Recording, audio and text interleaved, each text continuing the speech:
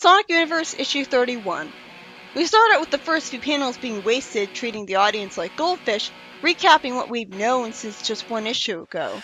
Scourge attacks Jeffrey when he's bullying Al and Cal, saying while clearly enjoying standing up for them, "Hey Jeff, you get tired of picking on guys your own size?"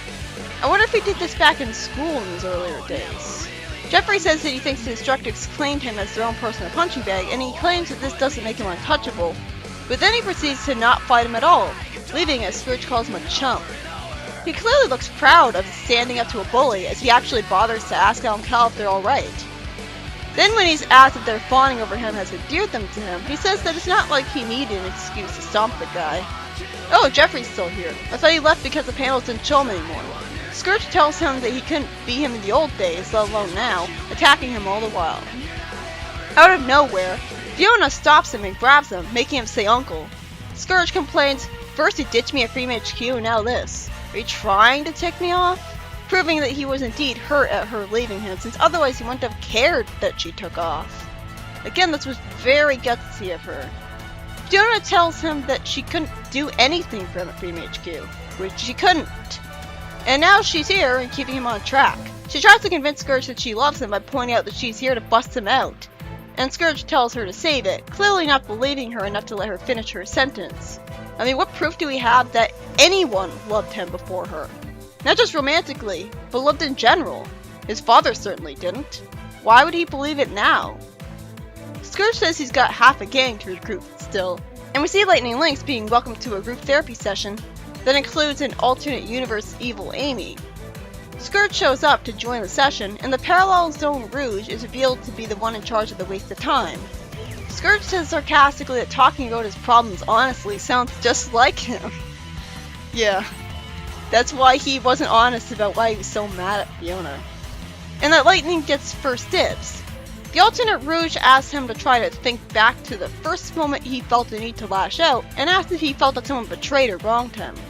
Lightning Lynx explains that in the Raiju clan, his skill dictated his rank, and he was the best, being the quickest and the keenest eye, and the only one he respected was the leader of the clan, that he was in love with, so he didn't respect his parents, apparently. But she would only accept someone of great strength at her side, so he actually challenged her in a duel to prove his strength.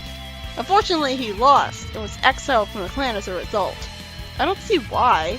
All of this is just recap that we already know.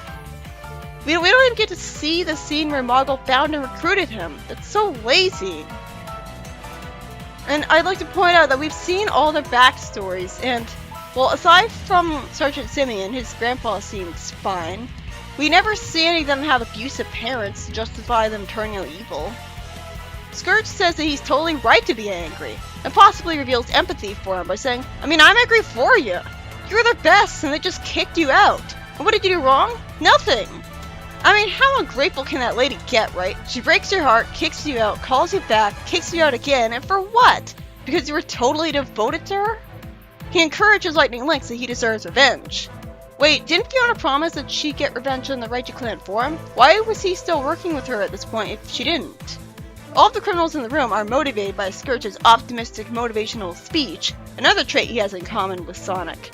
And Zoosh futilely tries to tell them that revenge means nothing while lacking the mental capacity to try to explain why to them. With Lightning still having tears in his eyes, Scourge tells him that when they get out, he'll get revenge on Commanding Stormfront, saying, "Dude, she'll be one more name on my list."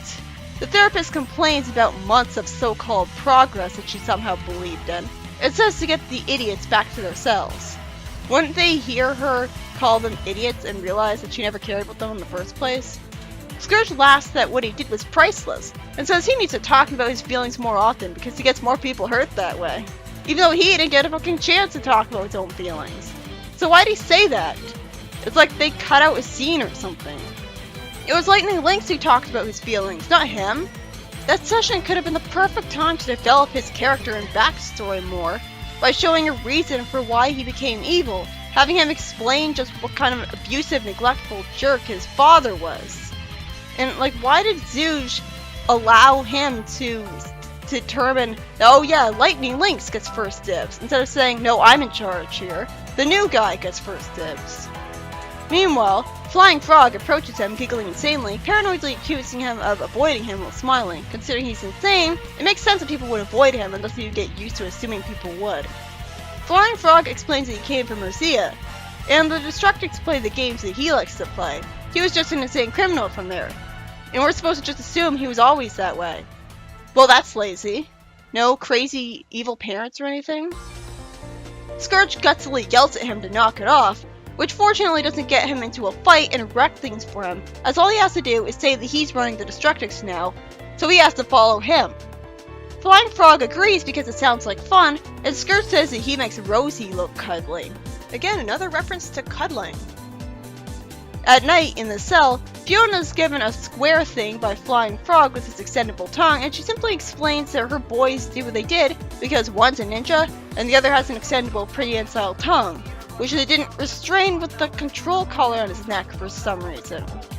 Lightning Link says that he hit the guards they took out, and warns her to be careful because the hallways don't have the corrected gravity that the yard or cells do, for some reason.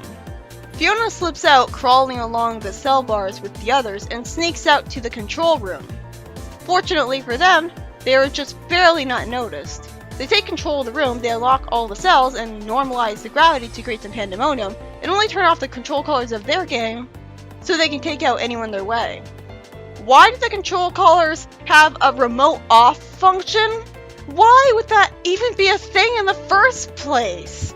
It only exists to be convenient for the protagonists of the story. I almost called them heroes for some reason. Not to mention, I'm really questioning how the first phase of this plan even got started. We missed out on the most interesting and pivotal part of the plan because it didn't bother to show us Lightning Link's and Flying Frog's part of it at the start. That's so lazy and disappointing. And with Scourge's collar off, when Smalls has the nerve to think they'll work together after the way he treated him, Scourge spin dashes him into the ceiling, which hopefully killed him, and says with his jumpsuit torn to give him a worthwhile design that he's gonna get some payback. This issue was written by Ian Flynn, and there are two major missed opportunities here.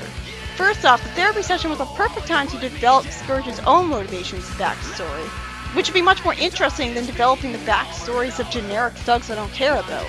But instead it just uses an excuse to get Lightning Lynx riled up wanting justice against Commanding Storm again. Although to be fair, it wouldn't have been in character for Scourge to open up to people that easily, since he would have never wanted to risk crying in front of anyone. But all he had to say was his father absolutely sucked, and hit him when he rebelled to get attention. Maybe as a way to relate to Lightning, say that he knows what it's like to be betrayed. But we didn't even get that. Also, we missed out on the most vital and pivotal part of Fiona's escape plan because the comic's too lazy to actually show us what Lightning Lynx and Flying Frog did to get to phase 1, when they logically should have been forced into their cells and been unable to get to this point. And the escape plan hinges on the existence of a stupid off button for the control collars that shouldn't have logically been made in the first place. Eggman Nega crashing through the prison in a reindeer sleigh would have made more sense than this. Not to mention that we already know all of Lynx's backstory anyways, and this didn't tell us anything new about his parents or anything. And Flying Frog only told us the new info that he's from Mercia, so the backstories felt like a waste of comic space and padding. This was easily the least well written of the story arc, but at least it's gonna lead up to the best.